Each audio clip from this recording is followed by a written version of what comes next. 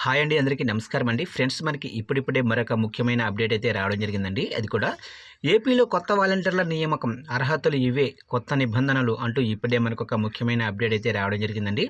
అయితే రాష్ట్రంలో కొత్తగా టీడీపీ ప్రభుత్వం కొలువు తీరుతున్న వేళ రాష్ట్రంలో కొత్త వాలంటీర్ల నియామకం ఎలా ఉంటుంది, వారి అర్హతలు ఏంటి అనేది మనం ఇప్పుడైతే తెలుసుకుందామండి. వీడియో మాత్రం ఎక్కడా స్కిప్ చేయకుండా చూడండి ఫ్రెండ్స్, అప్పుడే మనకి పూర్తి సమాచారం అయితే తెలుస్తుంది.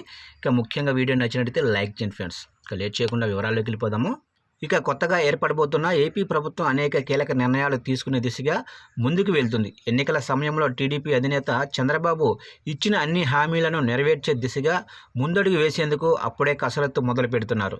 ముఖ్యంగా ఎన్నికల సమయంలో రాష్ట్ర వ్యాప్తంగా వివాదాస్పదమైన వాలంటరీ వ్యవస్థ విషయంలో భారీగా మార్పులు చేర్పులు చేపట్టే దిశగా కొత్త ప్రభుత్వం కీలక నిర్ణయాలు తీసుకోబోతుంది. తాము అధికారంలోకి వస్తే వాలంటరీ వ్యవస్థను కొనసాగిస్తామని, 5,000గా ఉన్న వారి జీతాన్ని 10,000 చేస్తామని ప్రకటించారు.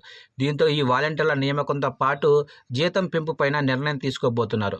ప్రభుత్వం ఏర్పాటైన తర్వాత వాలంటరీ వ్యవస్థపై పూర్తిగా దృష్టి సారించి వారి నియామకాలు చేపట్టనున్నారు. ఇక ప్రస్తుతం అందుతున్న సమాచారం మేరకు ప్రతి గ్రామంలో 5గురిని వాలంటీర్లుగా తీసుకోబోతున్నారు. ప్రస్తుతం ఇస్తున్న 5,000 జీతాన్ని 10,000 రూపాయలకు పెంచే దిశగా కసరత్తు చేస్తున్నారు. దీనికి సంబంధించి కొత్తగా నోటిఫికేషన్ ప్రభుత్వం ఏర్పాటైన తర్వాత విడుదల చేసేందుకు ఏర్పాట్లు చేస్తున్నారు. దీనికి సంబంధించి పూర్తి విధి విధానాలను త్వరలోనే ఖరారు చేయనున్నారు. వాలంటీర్ల వేతనాన్ని 10,000కు పెంచనున్నారు.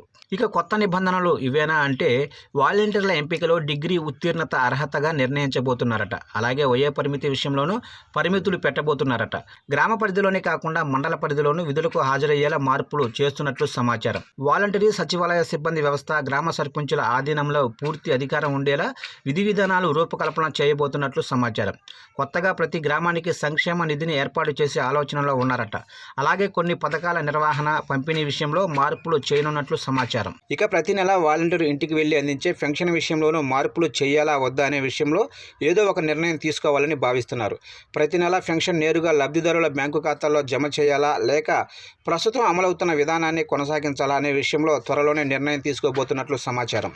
ఇక సచివాలయ సిబ్బంది ప్రతి ఇంటికి ప్రాతినిధ్యం వహించేలా కొత్త కార్యాచరణను రూపొందిస్తున్నట్లు సమాచారం.